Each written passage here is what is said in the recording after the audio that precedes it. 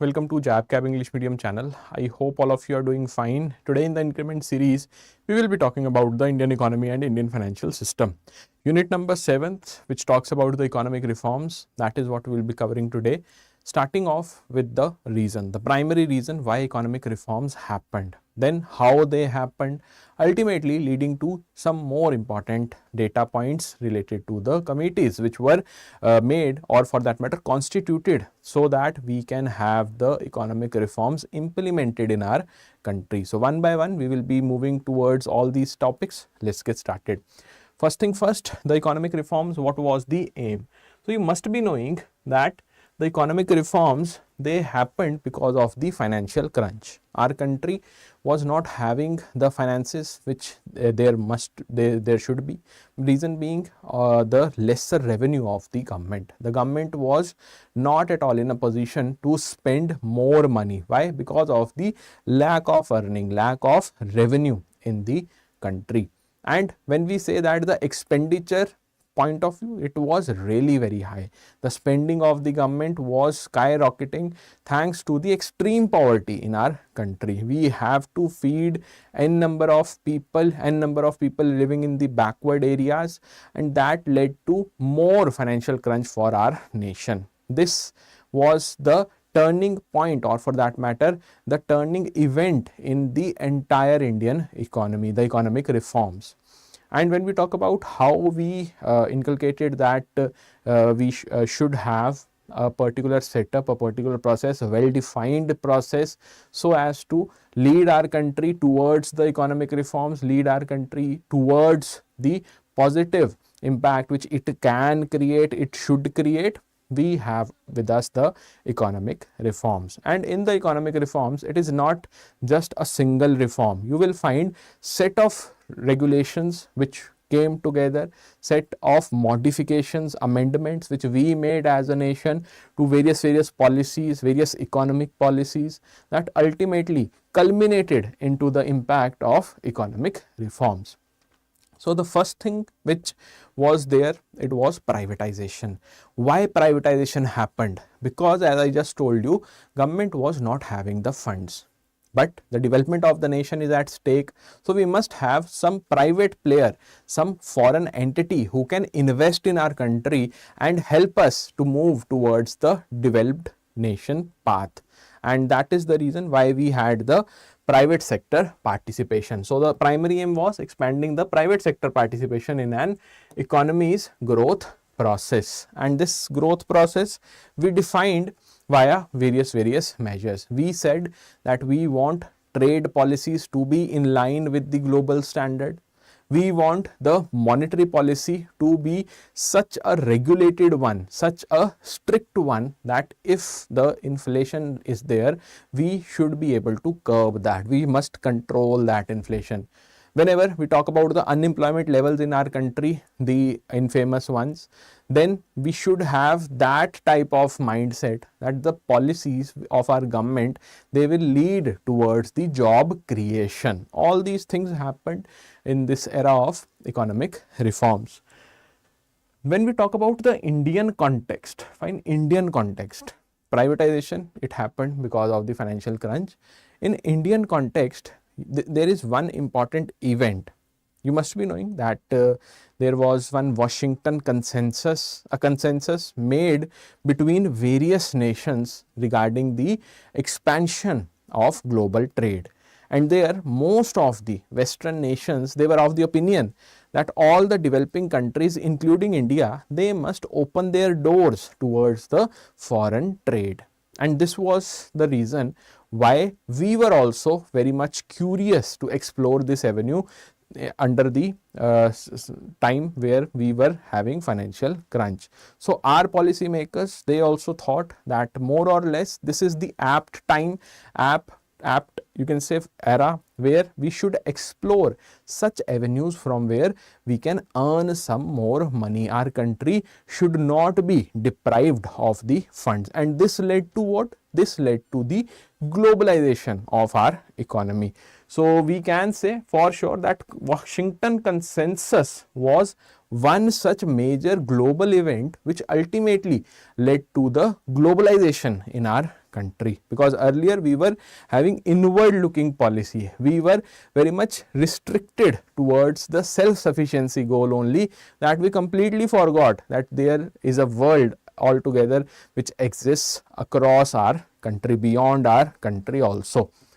So from here you will find globalization, fine. The idea of globalization will stem.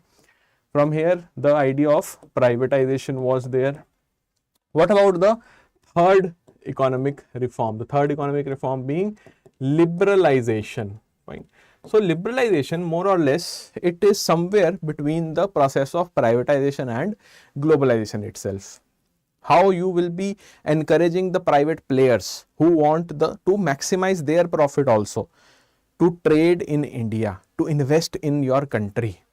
If your country is having strict rules, do you think that the private players, or for that matter foreign players, will be interested to do trade? Answer is no. So you have to relax certain regulations, certain norms, certain rules in the country, which ultimately led to the process of liberalization. So all the three, we can say they are interconnected, not like directly connected, but interconnected, that one thing led to another, and then we have the final economic reforms in front of us. Okay. Next question arises that you are saying we needed economic reforms, but what were the reasons? We have seen that privatization happened because of the lack of funds. Globalization happened due to the Washington Consensus. Liberalization, you can say it was an after effect of globalization and privatization. But what was the core reason? Was there any scholar, or for that matter any economist, who defined these problems, that why India is facing economic crisis? So answer is yes. Jagdish Bhagwati was the first Indo-American economist who defined the reasons why we needed economic reforms. First thing first, he defined that there are n number of bureaucratic controls which are there in your country, and due to these controls nobody wants to have a trade tie with you, because there are n number of rules, regulations floating across the departments, the government departments, that we need to stand in queue for n number of days for just a single clearance. That was the level of bureaucratic control, and due to this we introduced the process of liberalization. Fine. Liberalization was an outcome of this crisis. Then second reason was inward looking trade. Fine. You are only concerned about the inward looking trade. You are just focusing on the self sufficiency of your nation, that you have forgotten that there is an entire world which exists beyond your boundaries.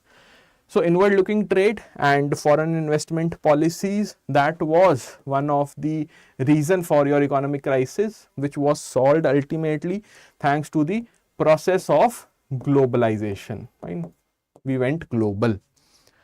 The third reason, which was given by Jagdish Bhagwati, it was the inefficient public enterprises, or the public sector enterprises.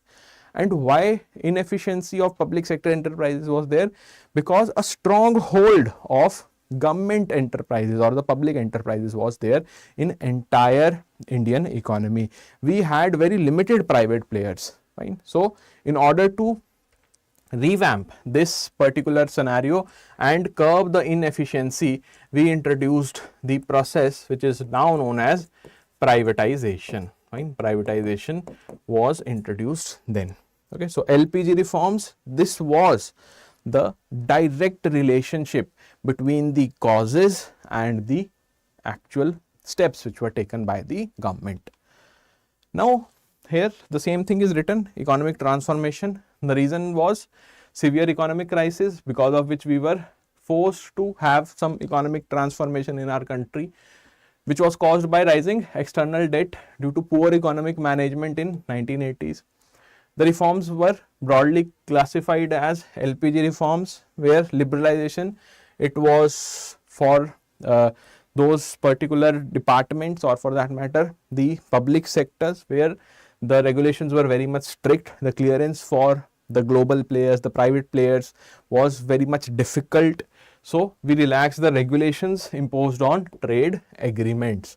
Ultimately, we enhance the production capacity, because a limited production capacity always means that you will be having certain strict rules. Abolition of government industrial licensing was also introduced. Liberty to import the goods. Fine, you can import goods. But here, when we talk about importing the goods, you should also keep in mind that our country is still heavily dependent upon the imports, and that is also one of the reason of economic crisis. So a perfect balance between importing a perfect level of goods and services must be maintained, and that is the reason why liberalization was very difficult to implement in our country. Privatization, providing the private sector more opportunities to oversee various services. What kind of services the private players are overseeing right now? They are the pioneer when it comes to the services sector. The IT services solution entirely privatized.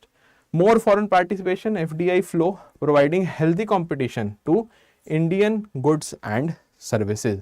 You will find in the upcoming chapters that how FDI has been enhanced over a period of time in various sectors, and that was made possible thanks to the process of privatization only. We only think that yes, it is because of globalization. Answer is no.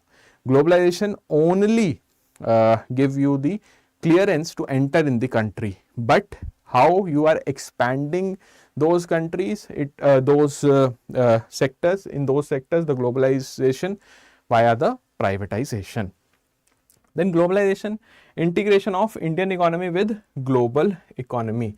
Now, the best example is 2025 Trump tariffs. You will find that the country is still struggling.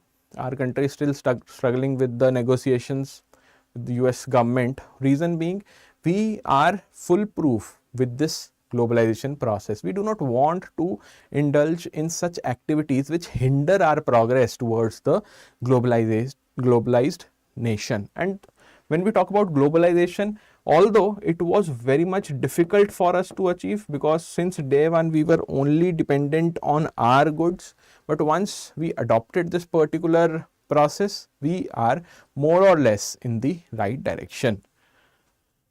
Now comes the reasons which are having some data to back these particular claims.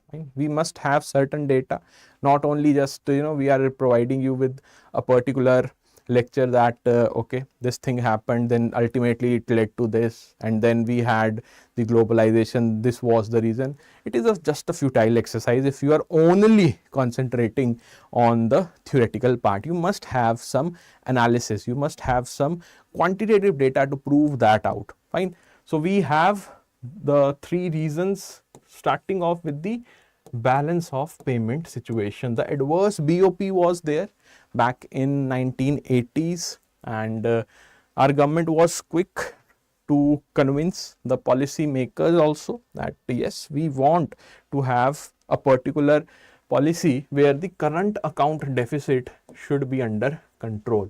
But right now till 2025 also, the imports are huge as compared to the exports.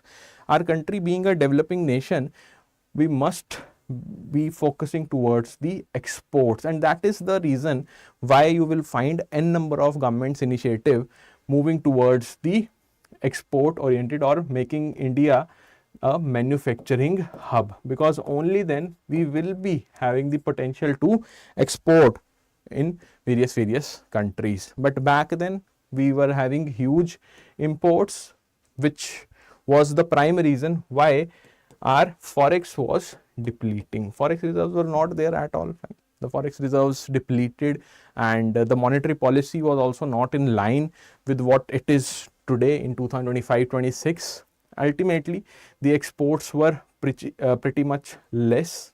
Huge imports, less exports, leading to the adverse balance of payment. And the numbers also say the same story. In 90s, you will find the CAD, that is your current account deficit, hovering around 3.7%, which is huge. It should be around 1%, but back then it was 3.7%. The next reason, the next quantitative reason I would say was high inflation rate. Why the inflation rate was high? Because of n number of reasons. Fine, there were absolutely no regulation when it comes to the selling of the commodities, the primary reason. Then we talk about the hoarding, the process of hoarding was there, unregulated markets again. Third important reason, there was no job creation whatsoever, industrial growth was not there. Fine. All these are what the reasons why inflation was high. But what number is saying here is that in 1990s you will find inflation as a percentage of GDP hovering around 11.3%. Right now, today, if you see this number tomorrow in the newspaper, what will be your reaction? Being a banker, you must be knowing that inflation is maintained, controlled, regulated by the regulator of the banks, that is RBI. And RBI ensures that inflation remains in the band of 2 to 6%. Fine, it is what 4 plus minus 2%. And how RBI is maintaining this particular inflation rate? Via various norms, various rules, regulations, various practices over a period of time which has been developed by RBI under the monetary policy. So in 1980s, 90s, there was no monetary policy? No, there was monetary policy, but the regulation was not that strict as compared to today's era. So in 1990s, the inflation was also high, skyrocketing, I would say, beyond 10%. Okay, apart from this, when we talk about the economic reforms in our country, there are two sides which you should explore. First, the macroeconomic stabilization. The reforms ultimately did what? Overall economy was to be restructured. It should be rehabilitated. It should be recovered from the crisis. And how you will be targeting the overall economy? Via the macroeconomics, via resurrecting, via correcting your macroeconomic stability.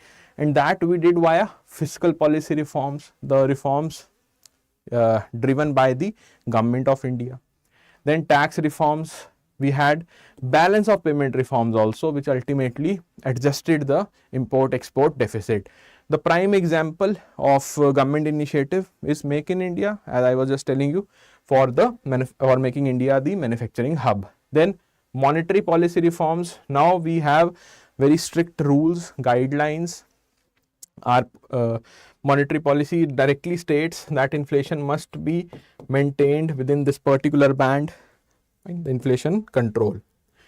Next, the second phase or the second parameter, it is a group of structural adjustment reforms, where you will find that we have introduced the reforms in all the sectors of our economy, be it in the industrial sector, that is the secondary sector, then infrastructure reforms, agri reforms we have seen for the primary sectors, and the financial sector reforms as well. So financial sector reforms, you will find Narsimham Committee 1 and 2 as the pioneer committee, which gave us the direction that where we should hit so that our economy is no longer in doldrums. Okay, so yes, this was it for today's class.